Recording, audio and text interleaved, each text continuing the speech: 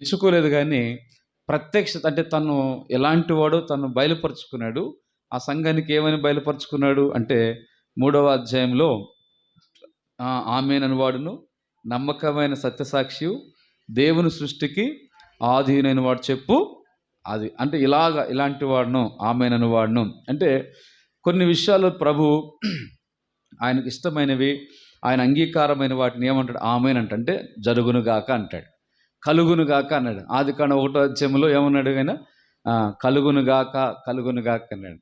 అలాగా కలిగించిన వాడు, జరుగునుగాక, అలాగ చేయను, అలాగ ఆమేన్ అనేవాడు. నమ్మకమైన సత్య సాక్షిగా అంటే నేను నమ్మకమైన వాడిని, నేను సత్య సాక్షిని అని లౌకిక సంఘానికి బయలుపరుచుకున్నాడు. దేవుని సృష్టికి ఆదియునైన వాడు అంటే నేను ఆది, మరి అలాగనే ఆదియునైన వాడు చెప్పు. ఎందుకంటే ఇక్కడ సృష్టికే ఆది అయిన వాడు, ఆయన సృష్టికే మొదటివాడు. ఆయన అంటే సృష్టి ముందా ప్రభువు ముందంటే ప్రభువే ముందుకున్నాడు కనుక సృష్టి కంటే ముందే ఉన్నాడు. అయితే ఆ సృష్టిని చేసిన దేవుడు మనం మొదట పాడబడుకున్నాం, ప్రభువా నీ గొప్పతనం. అంటే సృష్టిని చేసిన దేవుడు ఆయన సృష్టికర్తగా ఈ యొక్క సృష్టిలోనికి కాలం పరిపూర్ణమైనప్పుడు దిగి వచ్చినాడు కనుక దేవుని సృష్టికి ఆది అయిన వాడు కనుక ఆయనే మొదటివాడుగా మనం చూస్తాం. కనుక ఇక్కడ లౌదోక్య ఇలాంటి పరిస్థితుల్లో మేము మొదటి వారము అని అనుకునే పరిస్థితులు ఉంటే మీరు కాదు, మీకంటే కూడా నేను మొదటివాడను అని, సృష్టికే మొదటివాడనని ప్రభువు తను తాను బయలుపరుచుకున్నారు. ఈ లోకంలో ఇంకా ప్రభువు కంటే మొదటివారు ఎవరు కూడా లేరు, ప్రభువుతో పాటు కూడా లేరు, ప్రభువు తర్వాతే కదా వారు. అయితే ఇక్కడ ప్రభువు మొదటివాడని, అందుకే ఆల్ఫా ఒమేగా అంటే మనం ఈ యొక్క లాటిన్ గ్రీక్ భాషలు మనం చూస్తాం కొన్ని, ఆ భాషలో మనకి ఇంగ్లీష్లో ఏ ఫస్ట్ లెటరు, జెడ్ లాస్ట్, అట్లనే అల్ఫా అంటే మొదట, ఆ ఒమేగా అల్ఫా కదా అంటే లాస్ట్. ఇక్కడ అంటే ఈ లెటర్స్లో ఏ లాస్ట్ జెడ్ ఎట్లాగనో యేసుక్రీస్తు ప్రభువారు ఆ గ్రీకు పదం లాస్ట్, ఆ పదాల్లో కూడా ప్రభువే మొదటివాడుగా, మొదటి అక్షరం కనపడుద్ది, లాస్ట్ అక్షరం. అంటే ప్రభువు మొదటివాడై ఉన్నాడని, లాస్ట్ వాడు ఆయనే మొదట కడపటివాడని రాబడతాం.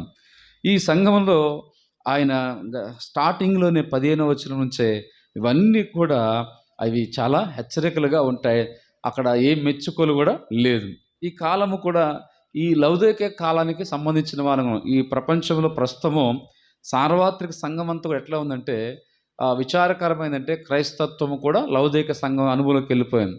అన్ని అద్భుతాలు జరగాలి, లేకపోతే ఏదో చూతులు జరగాలి, శ్రమలు రాకూడదు, అలాగా భౌతికమైన వాటి కొరకు, భూ సంబంధమైన వాటి కొరకే ఇప్పుడు ప్రస్తుతం ఉన్న ప్రపంచంలో సార్వత్రిక సంఘం అంతా కూడా భౌతిక విషయాల మీద దృష్టి పెట్టి ఆత్మీయ విషయాలు, ప్రభు కొరకు శ్రమపడేది, లేదా ఆధ్యాత్మిక విషయాలు, నమ్మకత్వము, పరిశుద్ధత, దేవుని యొక్క వాక్యము, దైవ ధ్యానము, ప్రార్థన, పరిశుద్ధ జీవితము, ఇవన్నీ కూడా దేవుని కొరకు ప్రయాసపడేది, ఆత్మ విషయాల కొరకు ధ్యానము, పైనున్న వాటిని వెదిగే విషయాలు, పరసంబంధమైన వాటి కొరకు ఏమైపోతుందంటే తగ్గిపోతూ ఉంది కదా. అందుకే ఈ లౌకిక సంఘము ఎట్లా ఉందంట? వెచ్చగా లేదు, చల్లగా లేదు. ఎలాగుందంట?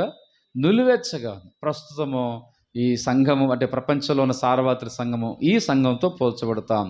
అంటే ప్రస్తుతం ఉన్న సార్వత్రిక సంఘం అంతా కూడా ఇలాగ ఉన్నదని దేవుడు తెలియపరుస్తుంది. నులివెచ్చని స్థితిలోనికి సార్వత్రిక సంఘం వెళ్ళిపోతూ ఉంది కనుక అనేక ప్రాంతంలో మనకే ఆయా ప్రాంతాల్లో కూడా వారేమనంటే క్రైస్తత్వము మరి ఆత్మీయ విలువలు తగ్గిపోతున్న పరిస్థితి.